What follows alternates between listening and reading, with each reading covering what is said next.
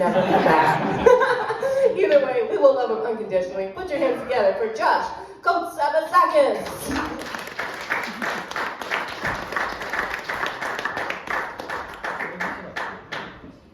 How do you live up to that intro?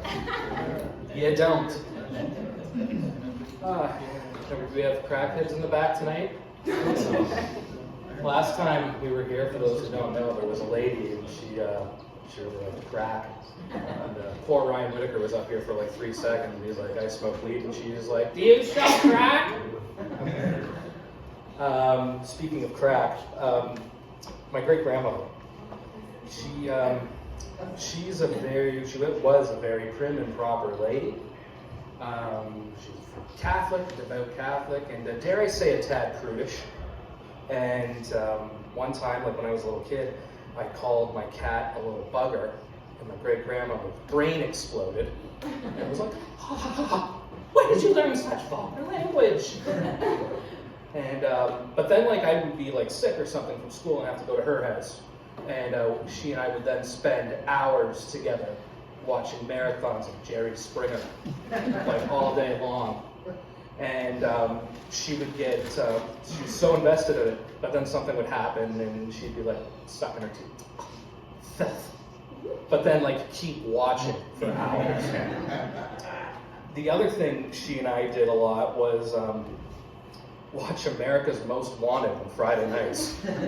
And I was like 5 and terrified every episode.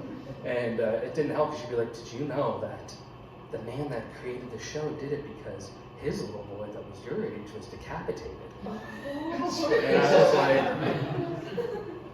what's decapitated mean? It means that a man cut his head off. And I was like, oh, I didn't know that, Graham. But yeah, we would watch America's Most Wanted, Rescue 911, John Benet Ramsey specials all the time. It was like our little bonding moment. And it's probably why today I'm still very into watching true crime and stuff with my wife. And like Dateline, we watch all the time. I got a VPN so I could get Peacock just so I could watch Dateline. And I don't know if you guys watch it, but like there's Keith Morrison, he's an old fella. And he's one of the journalists on there. And like he takes homicide so seriously, right? Like he's so over dramatic about literal homicide that you're watching and you're like, dude, relax, it's just murder. The last one we watched, the people they get for this, right, are, despite the subject matter, comedy gold.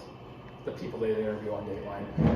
We watched one last week and there was a fella who discovered his sister-in-law's corpse in the trunk of her car at a grocery store parking lot.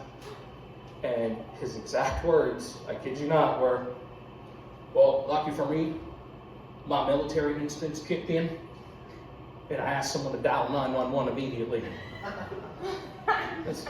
Like, you need military instincts to call 911? What would you have done if you didn't have military training? Like, can you imagine? You're laying in bed in the middle of the night, your spouse shakes you awake. Honey, I heard a noise. I think somebody's in the house. Did you call 911? Oh, what, do I have military training all of a sudden? No, I didn't call 911. Sorry, we didn't all go to boot camp to learn how to call the authorities. So what else is going on?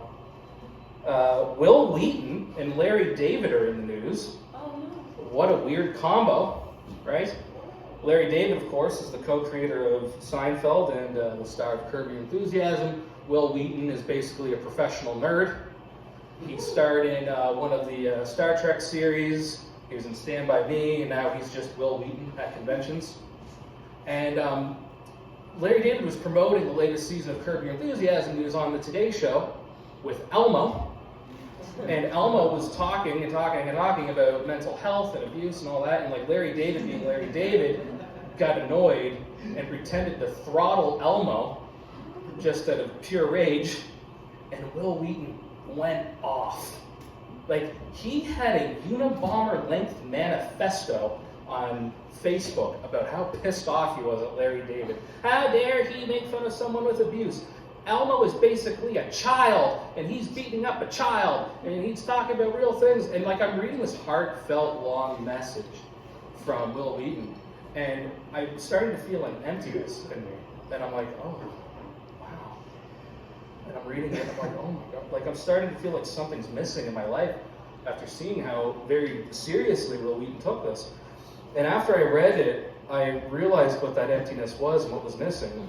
And it was that I forgot to PVR Curb Your Enthusiasm. When I'm not watching Curb Your Enthusiasm, I am a dad. I have a 3-year-old and a 1.5-year-old. And my 3-year-old, the games he likes to play is like he just takes his characters and makes me be the character. So like he'll just take his mountains of stuffies and just be like, be Mickey, be Kermit, be the fucking Hulk or whatever. So I'm like all day long, I'm just like doing these voices, and like it gets boring after like 2 seconds, right? So what I've started doing is I'll take his characters and I'll just reenact scenes while we play my favorite movies, and he has no idea what's going on. So like, Daddy, be Mickey Mouse, and I'll be like, oh, my father was a drinker and a fiend, and one night he came home much crazier than usual. And he comes up to me with a knife against my face, and he says, oh, why so serious? He'll throw Yoda at me.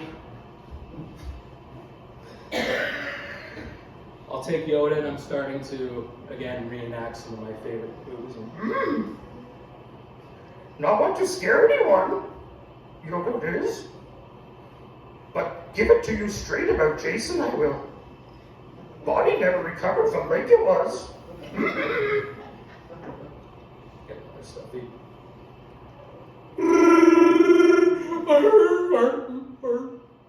That's Wookiee for what's in the box? Thank you, everybody. Keep it going for Josh Kotsabasakis.